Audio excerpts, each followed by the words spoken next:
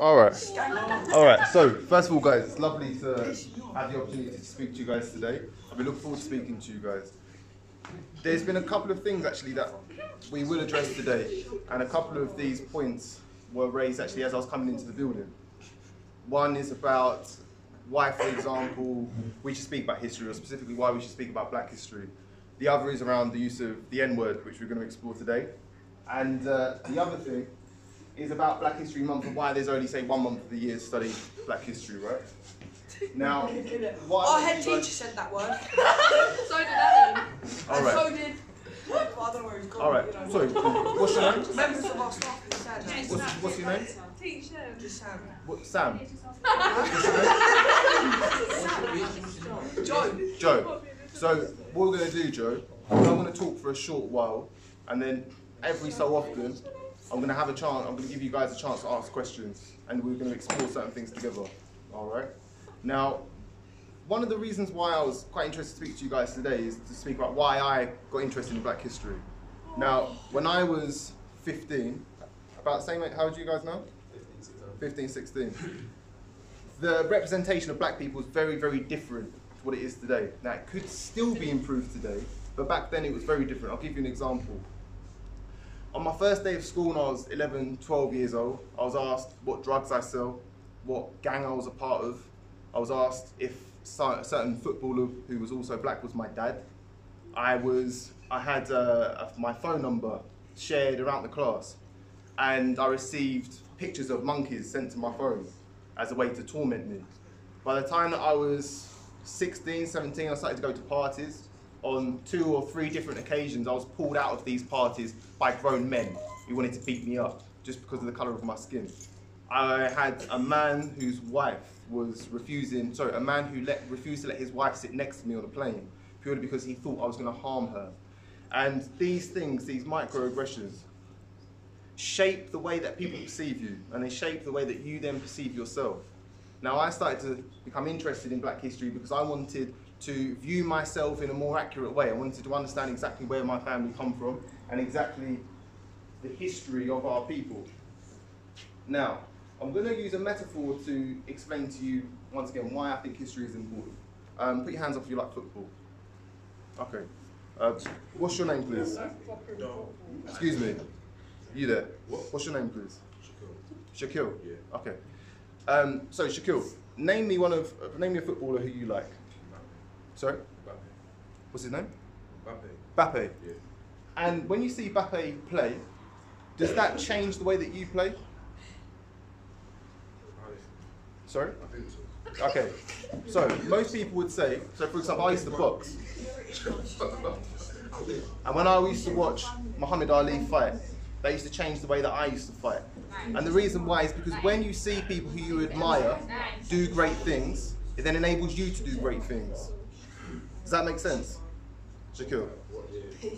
Good stuff. All right. That's why history is important, is because it gives us blueprints of how we can behave and how we can be and how we can achieve great things. Now today, we're going to talk about, briefly, the ancient Egyptians, the Moors, and the golden age of West Africa, because I want to show you how great African civilizations were previous to colonialism and previous to the slave trade. Shortly after this, we're then going to start to explore what happened during colonialism and during the slave trade, and I'm going to show you how the perception of people, or the perception of people of African descent, changed over time.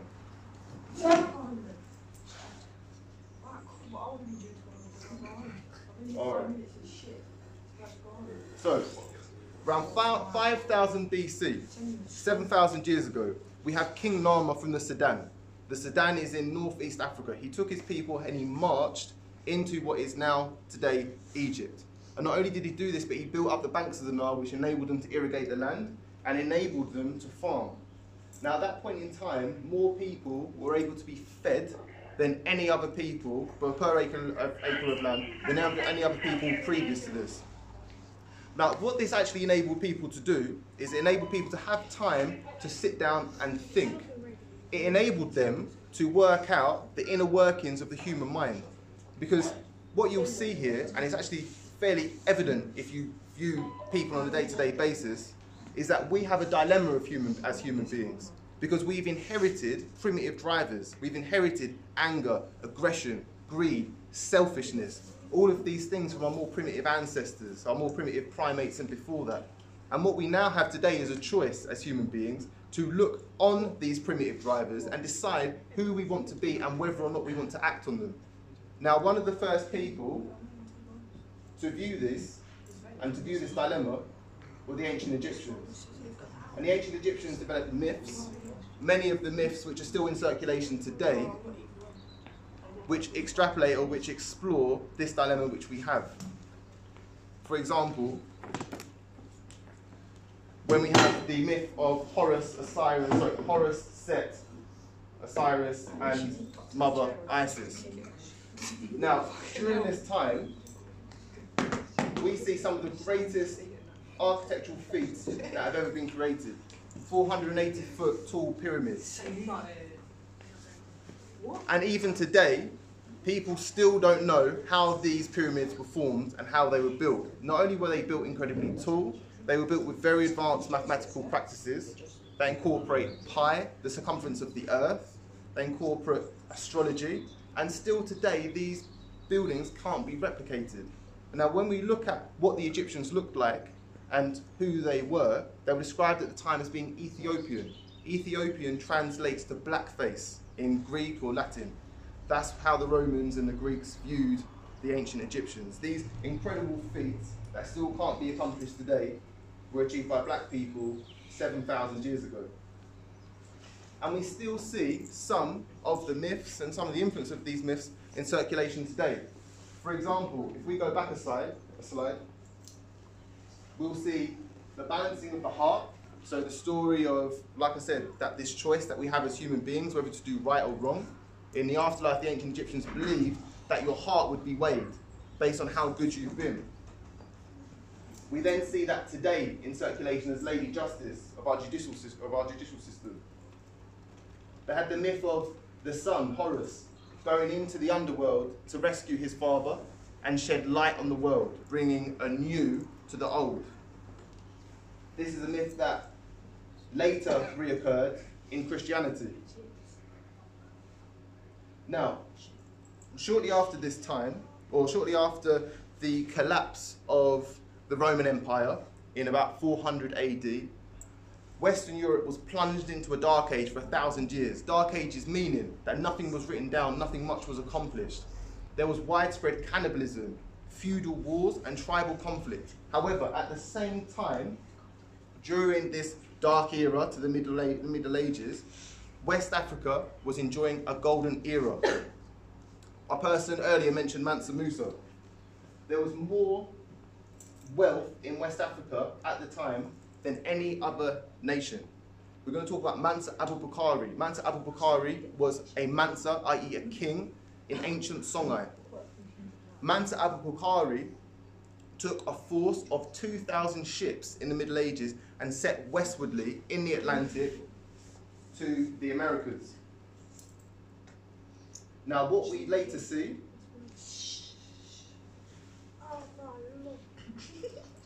around the 14th century, dated back to the 14th century, is the discovery of an African influence in America at least 200 years before Christopher Columbus. We see African spears, African skeletons. We see names of villages and ports which bear African names.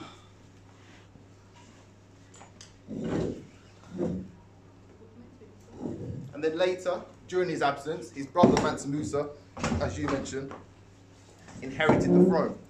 Mansa Musa invested more wealth into the middle classes and in education than had been before. At the time in the Middle Ages in West Africa in Songhai, there were more people being put through Timbuktu University every year than the entire population of London. It was a very well established, very wealthy town. Mansa Musa took a pilgrimage to Hajj. And during this time, the people dwelling in the desert said it was like watching a city of gold pass through the desert.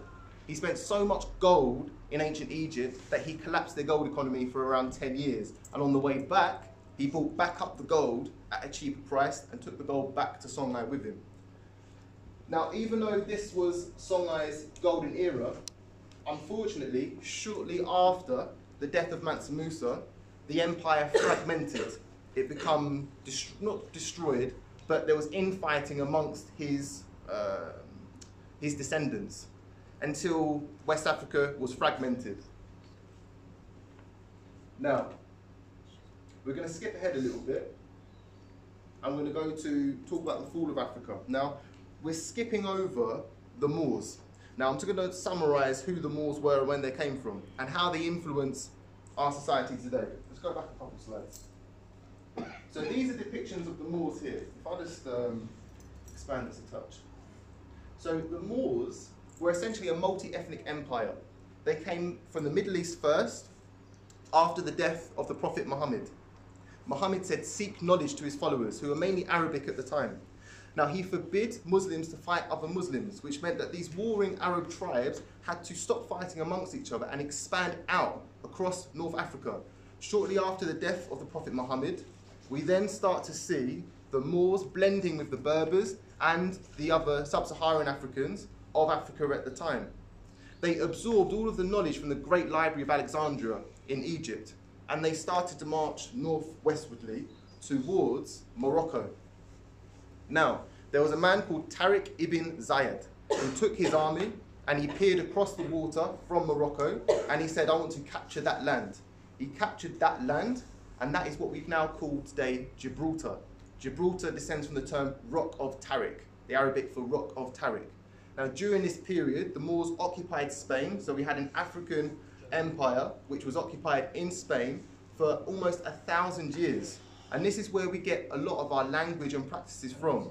So, for example, we can look at the prefix al, which is common in Arabic, and have a look at the different words in common circulation today which have that prefix. Algebra, alchemy, algorithm. Coffee is another one. Lemons. Our mathematical system in England is Indian, and the Moors took the mathematical system from India into Western Europe. And the reason why is because Roman numerals are too difficult to do advanced mathematical equations with. They also introduced chess, hygiene, advanced mathematics, architecture, fashion. A man called Ziriab, who isn't depicted, but a man called Ziriab, which translates to black bird, introduced fine dining. He also introduced having different clothes for different seasons. So at the time, British people used to, or Western Europeans used to wear more or less the same thing year in, year out, or throughout the year. Ziriab introduced fashion dependent on different seasons, and also introduced eating with a knife and fork rather than the hands, and drinking out of crystal glasses rather than chalices. Now, shortly after, or say after about 800 years, we have what's called the Spanish Reconquista, which is where King Reginald and Queen Isabella of Spain unite under Christianity to fight the Moors out of Spain. And they kick the Muslims and they kick the Jews out of Spain, and many of them are now still, their descendants are still in Morocco today. That's where we get Sephardic Jews from. They are those individuals who were kicked out, the Jewish individuals who were kicked out of southern Spain into Morocco. Now, before we go on to the fall of West Africa, does anyone have any questions at all? Anything they wanted to explore? All good? All right. So, like I said, after the death of Mansa Musa, there's infighting between his descendants.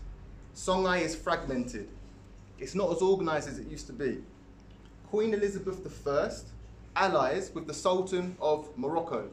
They unite their armies and their military, especially their, what would it be, the bombardment militia. So artillery, their artillery regiments, and they invade Songhai, West Africa, and they sack it to the ground. This leaves West Africa extremely vulnerable. At the same time, we have empire envy. So we have the English looking at the Spaniards and wanting some of the gold that they're taking from the Americas at the time, shortly after it was discovered for Europe by Christopher Columbus. What we're about to see, due to the combination of multiple factors such as empire greed or empire envy and the fall of West Africa, we are about to witness one of the greatest genocides and the greatest, most abhorrent crimes against humanity that has ever existed. And that is a combination of colonialism and the slave trade. We're going to explain. I don't know what genocide is. genocide, a killing of a people. So a taking of a people and labelling them as being specific targets for either murder or slavery or else. Now, what is very interesting in British history is how an island so small became to occupy 25% of the Earth's surface and how this came about. Part of it was a decentralisation of power. The merchant classes and the local lords and barons were very powerful in England in comparison to, say, Spain, where the monarch was very powerful, i.e. the king and the queen, right? What this meant is that the merchant classes could go on their own regard and they could start to travel and start to pick off different places and pick off different areas or different territories, and they did so via piracy. That's where we start to see Captain Morgan, for example, who you might recognise on the bottles of rum that you might see. Captain Morgan was a Welshman who became a pirate, who then started to raid Spanish ships, took the gold, and then started to buy up land in Jamaica.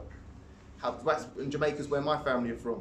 However, if you're going to buy up that land, you need certain people to farm it. The first thing they did is they took indentured servants from Ireland.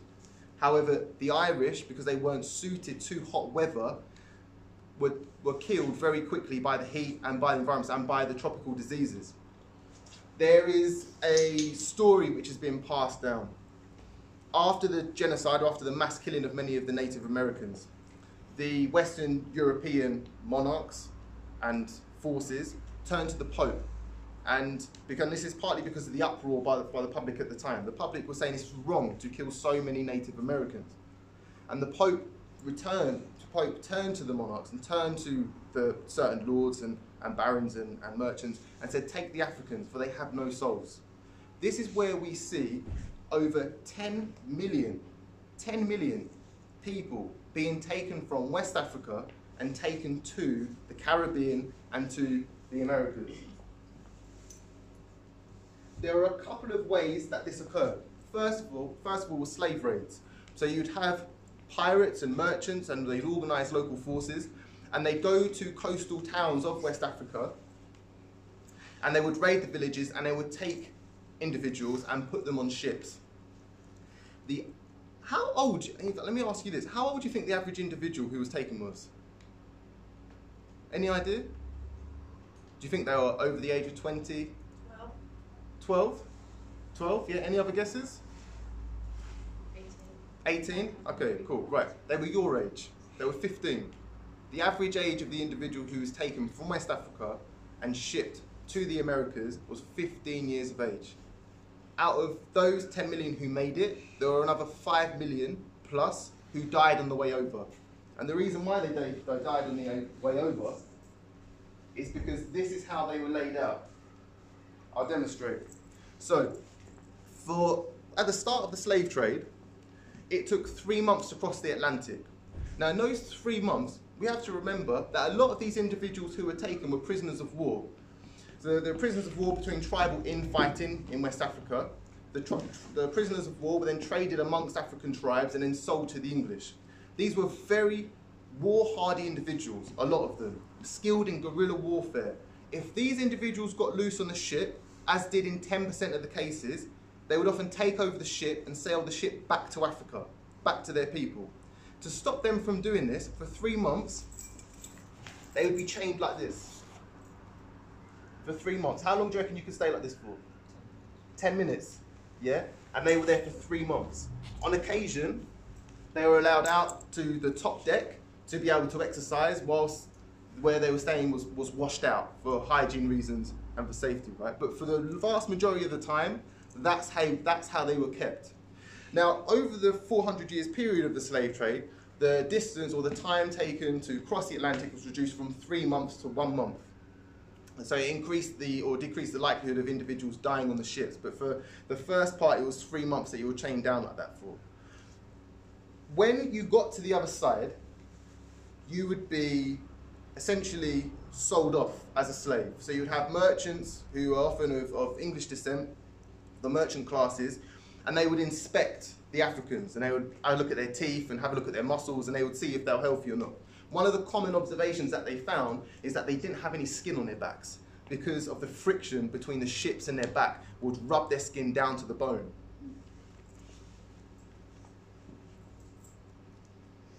Now, it's Shaquille, isn't it? What's your last name? Sorry? Cabio. Okay. My last name's Reed. Does anyone know why my last name might be Reed, which is Scottish, and Shaquille's last name is Cabio, did you say? Anyone know why that is? Slave trader's name. Yes, exactly that. So, let's put this into perspective. Think about all of the black celebrities that you know from England and from America. How many of them have European surnames? A lot of them, right? We think of Will Smith. We think of, who else? Name me a black celebrity. Samuel Jackson. Samuel Jackson, Serena Williams. If we look to Jamaica, we've got Usain Bolt. We have, historically, we've got Samuel Sharp, we've got Paul Bogle. All these individuals have European names, and that's because they've inherited the name of the slave owner. Now, just after arriving in the Caribbean, or the Americas, they were worked so hard that the average life expectancy of these individuals was 7 years. They would be killed or worked to death by 7 years. In fact, there were double the amount of deaths as they were births. So they had to keep on shipping Africans over to the Caribbean to replenish the amount of Africans that were dying. However, what a lot of people have during this time is a misconception that people of African descent just sat down and took it. This isn't the case at all. Over the course of the last 500 years, there's a phrase which has been thrown around a lot, and that is the term the Black Messiah. Now, the Black Messiah is a term that was used by the British, by the French, by the CIA, and the FBI. It was used in response to Toussaint Louverture, who we're going to explore. It was used in response to Martin Luther King, Malcolm X.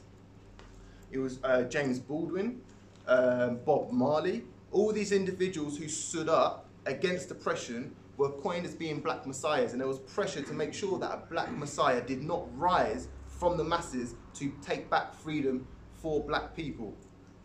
But that's exactly what happened. In 1791, on the island of Haiti, in the Caribbean, it's a French-occupied island.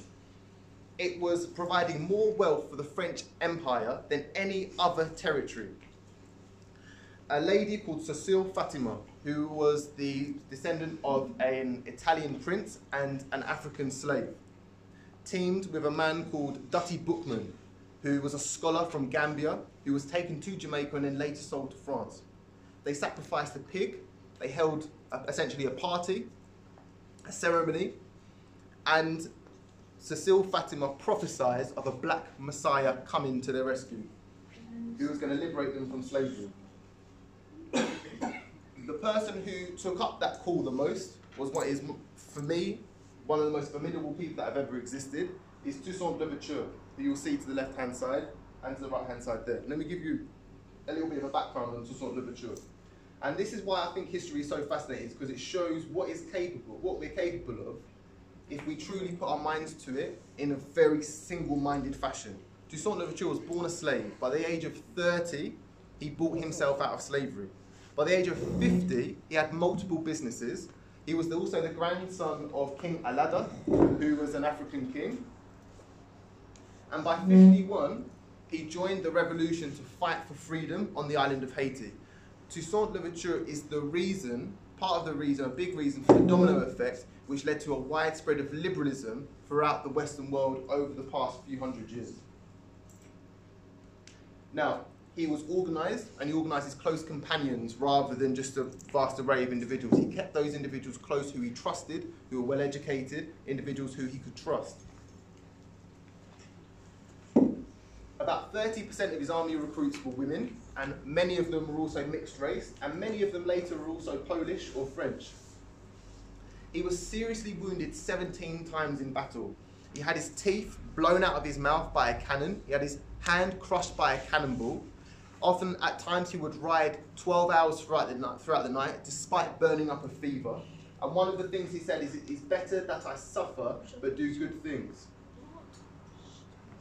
The other thing that he took advantage of was African guerrilla warfare tactics.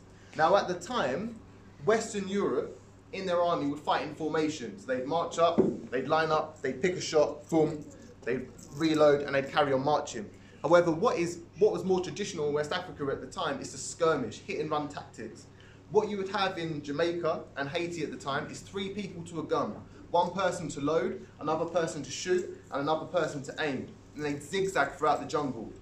Little groups of individuals zigzagging throughout the jungle to pick apart the opposition, to pick apart the English and the French. And they did this devastating effect. In fact, in Jamaica, on my family, you would often have the English riding from back to back. So you'd have 2 people on a horse, one person riding at the front and the other person facing the other direction to make sure that no one got them. That's how scared they were, that these revolutionary forces were going to invade and take them. Toussaint Louverture successfully defeated Napoleon Bonaparte himself, the French, the English and the Spanish using advanced guerrilla tactics, and as well as that by leading them through treacherous territory where they would often succumb to natural infection. Napoleon Bonaparte, who's arguably one of the greatest military leaders in Western European history, who was defeated by Napoleon Bonaparte, said that I should not have underestimated Toussaint Louverture. And we see the same thing occurring in Jamaica. Dominoes start to fall. Samuel Sharp in 1830, a Baptist minister who used to tour the island preaching Christianity.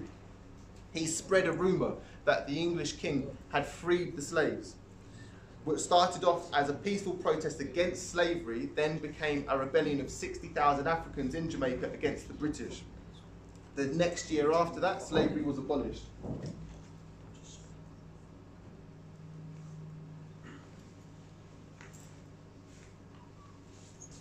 Now, what has undoubtedly been inherited in Britain is our imperial way of looking at race and looking at nationality. For example, when it comes to black people, we assume that black people are homogenous, that we all have a similar culture, or that we all come from the same place, where if you were to have a room full of Ghanaians, Nigerians, Gambians, Jamaicans, Haitians, African Americans, very, very different. However, in Britain, we've inherited a racialized way of looking at the world. Shortly after the collapse of the slave trade, due to the rebellions that were happening throughout the Caribbean and West Africa and the other areas of the Americas, we start to see colonialism, which is where British merchants once again travel overseas to do deals with certain influential individuals within Africa, within the Caribbean, to strike deals to trade, often against the benefit of the people. This is during the shift to colonialism rather than slavery. And just before these individuals in the colonies were granted their freedom, or were given their freedom, a lot of the time due to physical struggle, we have World War II. Now, often when we see depictions of World War I and World War II, it's mainly the English or Western European forces fighting. However, when we look back at history, about just over 50% of those individuals who fought in World War II came from outside of England. They came from Africa, the Caribbean, and India.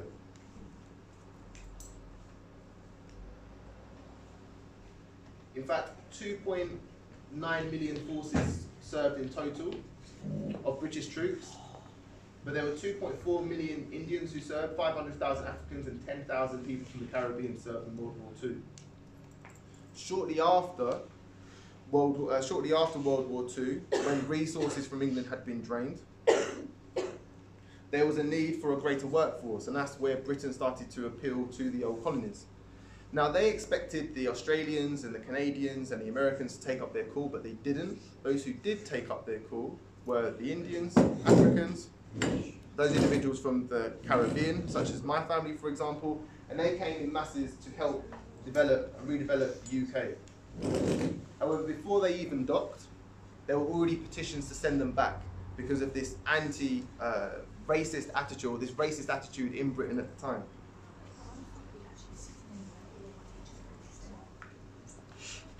The following 50 to 60 years we see an increase in racial violence. We see, for example, in 1981, a group of 13 children were celebrating a birthday in New Cross, and an arsonist who was known at the time in the area decided to throw a firebomb into the house and burnt the house to the ground, killing 13 children in New Cross, London, in 1981. We see Stephen Lawrence, who was killed by racists in 1993. The police was deemed to be institutionally racist. Inquiries were then formed to transform the police for the better. And still in 2020, which is when I started to teach Black History more as a result of this, we see American police officers shoot George Floyd to death. Completely innocent man suffocated to death. Someone kneeling on his neck for 8 minutes, killing him. And when we look at the reason why these occur, yes, 100% history is very complex, but we see themes emerging. And that is that when we look at people and we only see a stereotype, or we only see a preconception, we completely fail to see that individual at all. In fact, police records have shown from, and analysing police records, that if a policeman is going to arrest a black man, he's more likely to use animalistic or descriptive terms to describe their physicality, their superhuman strength, or he was a beast, something like that. And once again, the reason why this is because the imperial history gets in the way of us actually seeing individuals for who they are. Now, the reason why I started teaching Black history is because I wanted to help my people, my diaspora, know more about their history because it uplifted me. I'm the owner of a clinic where we see 800 to 1,000 people a month, and we're able to get them pain-free, mentally well, and physically fit. I've won two business awards. I've been the finalist for at least another 3, and I wouldn't have been able to do that if I didn't have a good sense of myself, and if I didn't believe in who I was. And knowing about my history and knowing what my ancestors did enables me to do that. When I went to Jamaica in 2017, I went to a place called Sam Sharp Square, which is in Montego Bay, which is north of Jamaica. And it's called Sam Sharp Square because that's where Sam Sharp was from, who led 60,000 Africans against the British in 1831. And on a monument in Sam Sharp Square, there are different names. My family are from Portland, and my family names are Reed, Simpson, Curry, Pierce, Rochester. And on this plaque in Montego Bay, you see these names occur, individuals who fought against the British for the liberation of black people against slavery. And to the next to their names, you see the punishments that they faced for doing so. 500 lashes to the back, death, life of transportation. Now, one thing that I really wanted to hit home, this is the last thing I'm going to say, is that throughout history there have been very, very great people who have done things not for the betterment of themselves, but for the betterment of those who come after them. It is very, very likely that those individuals who fought against the British in 1831 in Jamaica didn't do it for themselves, but they did it for individuals like me, their descendants, because they knew that they were going to die for what they did. Samuel Sharp, his last words, his final words were, "I would rather die upon yonder gallows than live a life in slavery." And if it wasn't for people like Sam Sharp, and if it wasn't for people who fought with other Africans against the British for the liberation against slavery, it would be far more likely that other people would have inherited the names of their slave owners. So I hope that that was educational for you. I hope that it was entertaining as possibly could be. If you have any questions, I will be happy to answer them for you. Thank you so much for being patient with me and listening to me. Thank you. One of the things, we'll address the elephant in the room. One of the reasons why you're here is because we made a mistake. So one of the students called a member of staff a white N-word. And the word was repeated by the member of staff to clarify why. No, you and Adam. To clarify, did you actually say that? Not as a racist thing, to clarify. Oh, well, you still now we've learned since that we don't repeat that, and we use the trace N-word. So How old are you? the issue is I guess one of the things is that, and this I talked to some parents about this too, that it's all right for some students to use the word in its entirety, but it's not all right to use it otherwise. All right, so I'm So going to explain. There's a lot of misconceptions about the word. There's also a lot of misconceptions about people who use the word, right? And who should be able to use the word and who shouldn't. Now, you know those individuals who I spoke about who were on the monument, yeah, who fought with Samuel Sharp against the British. Now, one of their punishments for fighting in that war, or fighting in the Baptist War, was 500 lashes to the back. 500 lashes. If each lash takes 5 seconds to deliver, that's 2,500 seconds of lashes. That's about an hour of getting your back whipped. However, the thing is, it's something funny.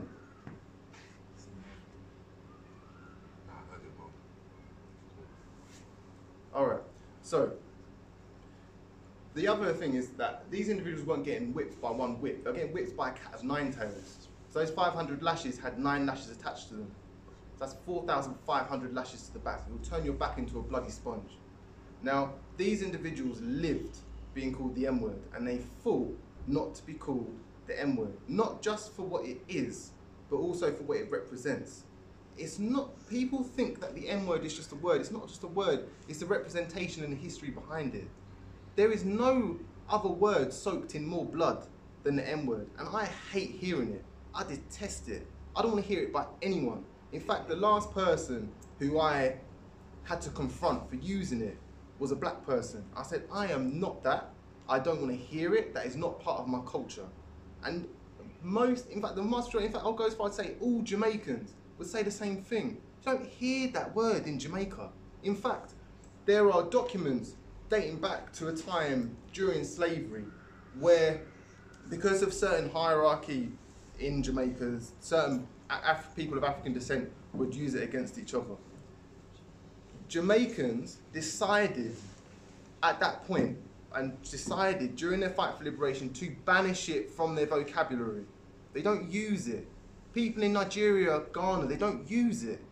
So the question is, why is it used here? And the reason why it's used here is because it's inherited from slavery, and it's inherited from the slave master, not the enslaved.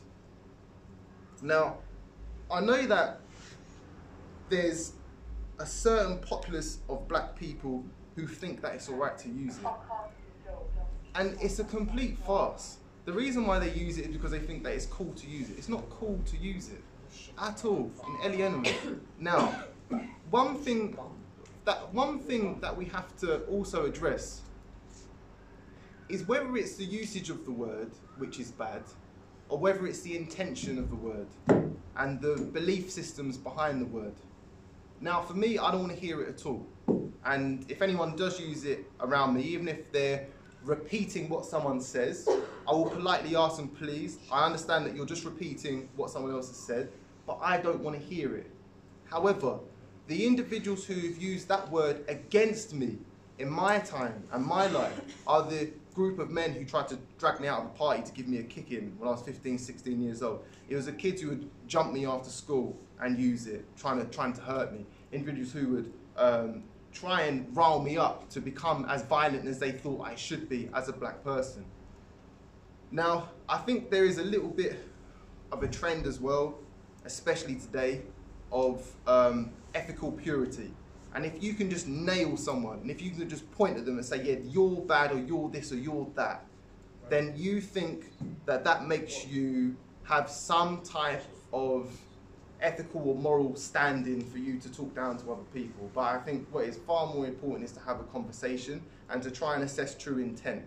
And from my perspective, if someone was to use that word as a way of repeating what someone else has said, if you think that is the worst racism if that's the worst racism that you've ever encountered, then I think you're pretty privileged.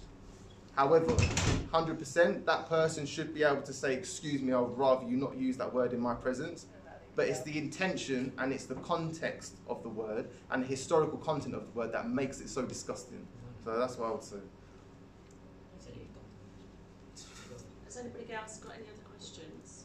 Yeah. This C word as well. Yeah. I've heard that banded about quite a lot. So I didn't hear that, Sarah. C word. And I've heard that banded about quite a lot. Mm. No, not C. And I was like, you can't say that, why are you saying that? And they said, a person in here said, well, do you even know what that is? And I'm saying, well, I'm assuming that's the same as the N word. It's what you want to know the historical context Well, of it. I don't know. They told me it's a black person that wants to be a white person. No, not quite. It's not historically how it's always been used. That's been a modern twist to that word. So like someone might use it the same. Now someone might use it the same way as they would a coconut or something like that. But I would never use that word personally. So there is historical argument as to where that word comes from. The most accurate one I've seen is a term that was used to describe the cages that black people were kept in before they were shipped to the Americas. Yeah. So the 2 or 3 people that I know banned this about quite a lot. Yeah. It's funny. Well, I'd say that they just need to read, and they just need to become a bit more educated on their history and be more educated on the history of the word.